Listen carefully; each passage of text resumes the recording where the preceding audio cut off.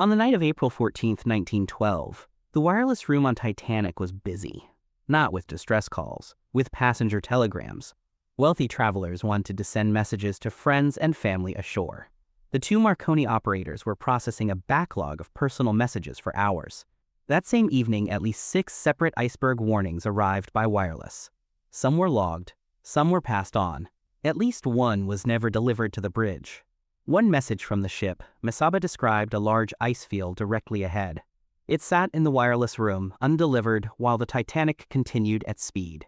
This is not the story of a freak accident or simple bad luck. It is the story of decisions, pressures, assumptions, and a culture of confidence. The kind of confidence that does not slow down.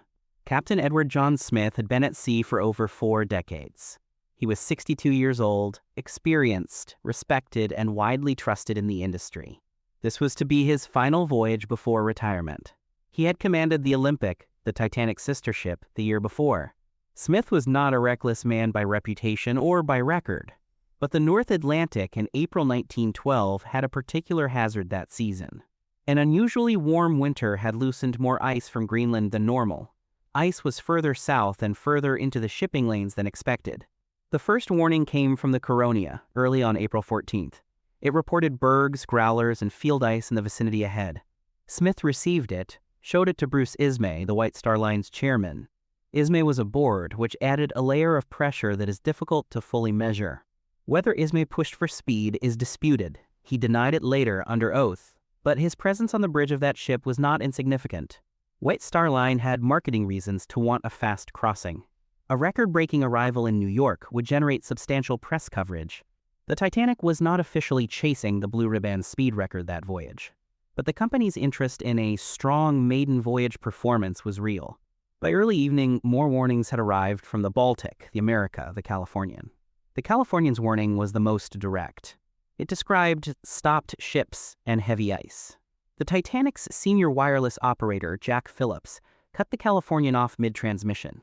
His reply was blunt: "Keep out, I am busy." He was busy with passenger traffic. That was his primary commercial function. Ice warnings between ships were a courtesy, not a chain of command obligation in 1912. There was no formal system requiring warnings to reach the officer of the watch. This was not incompetence. It was a gap in the structure itself. The Titanic was traveling at approximately 22 knots that night. That is not its maximum speed, but it is close to full operational speed. Slowing for ice in calm, clear conditions was considered unnecessary by many commanders. The prevailing view among experienced officers was straightforward: post extra lookouts and proceed. The night of April 14th was unusually calm by North Atlantic standards. No wind, no swell. The sea was described as glassy and flat. That detail matters more than it might seem at first. In rough water, waves break against the base of an iceberg. That creates a white froth that lookouts can sometimes spot at distance. On a perfectly calm night, there is no such visual warning at the waterline. The iceberg ahead would appear as a dark shape against a dark sky. The lookouts in the crow's nest had been watching for exactly this.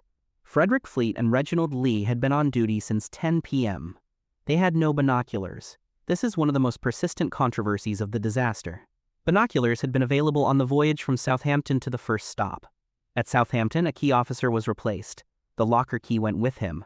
The replacement binoculars were never located before the ship departed Queenstown for open water. Fleet later testified that binoculars might have given them more time to react. How much time is genuinely unclear. Binoculars at night have real limitations. But the absence was noted, recorded, and never corrected before departure into ice-risk waters. At 11:39 p.m., Fleet spotted a dark shape directly ahead.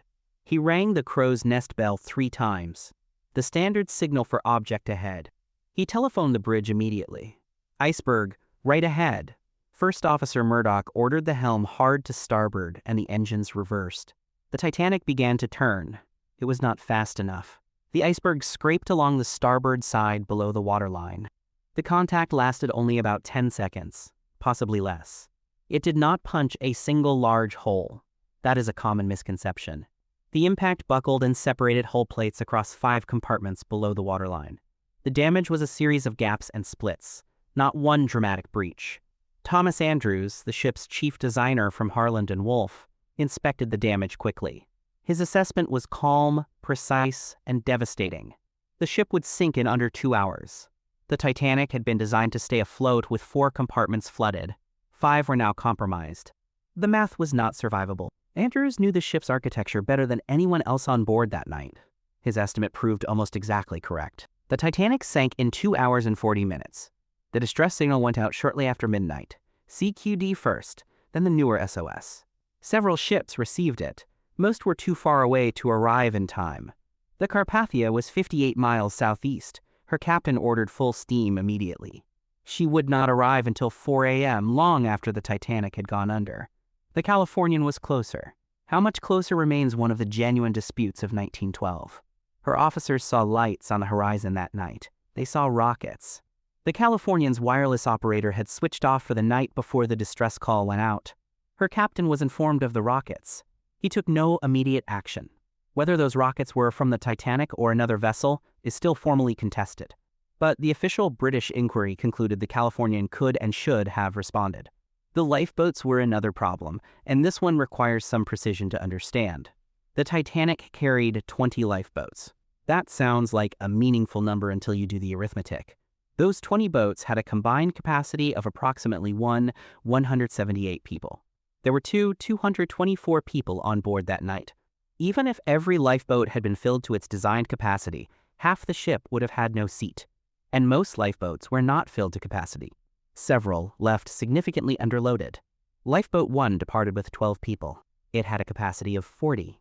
In the confusion, the cold, and the disbelief, loading was uneven and often chaotic.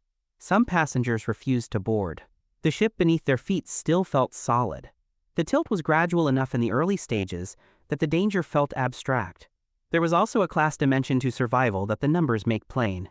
First-class passengers had cabins on upper decks, closer to the boat deck. Third-class passengers were deeper in the ship, further from the lifeboats, less informed. The survival rate for first-class men was higher than for third-class children. That figure has been disputed in its framing, but the broader pattern holds across records. The Board of Trade Regulations required only 16 lifeboats for a ship of Titanic's tonnage. Titanic carried 20, which was technically above the legal requirement. The regulation had been written in 1894, when ships were considerably smaller. Nobody had updated it to reflect the new generation of ocean liners. The assumption built into the regulation was that lifeboats were for ferrying survivors to rescue ships, not for holding the entire passenger list while waiting for help that was hours away. This was not one person's failure. It was a system that had not caught up with itself. The inquiry that followed in Britain and the United States was extensive and public. Captain Smith did not survive to testify. He went down with the ship. Bruce Ismay did survive. He boarded a lifeboat in the final minutes. He was publicly condemned for it. His reputation never recovered. Whether his survival was defensible or not was debated fiercely at the time. The inquiries focused heavily on speed, ice warnings, lifeboat capacity, and the Californian. New regulations followed within 2 years. The changes were significant and lasting. Every ship was required to carry enough lifeboats for everyone aboard, without exception. A 24-hour wireless watch became mandatory on passenger vessels crossing the North Atlantic. The International Ice Patrol was established to track and report iceberg positions. These reforms did not emerge from abstract concern. They came from 500 specific deaths. The wireless message from the Mesaba, the one left undelivered that evening, described the ice field precisely. Its coordinates, had they reached the bridge, would have placed the danger directly on the Titanic's course. Whether that information would have changed Smith's decision to maintain speed is genuinely unknown. He had already seen earlier warnings and held course. The pattern was consistent. But the Mesaba message was different in specificity. It named a dense field, not scattered bergs. That distinction might have mattered. It was never tested. Frederick Fleet, the lookout who first spotted the iceberg, survived. He lived until 1965. He rarely spoke about that night voluntarily. When he did, he returned to the binoculars. He believed they would have made a difference. The iceberg itself left no trace. It drifted south, melted, and disappeared into the Atlantic. The wreck of the Titanic was located in 1985 by a joint American and French expedition. It lies in 2 main sections, roughly 500 feet below the surface. The bow and stern separated during the sinking, something long suspected but then confirmed visually. The debris field between them stretches for miles across the ocean floor. Shoes, luggage, a set of davits, a child's toy, dishes, a safe still closed. objects that outlasted almost everyone who touched them.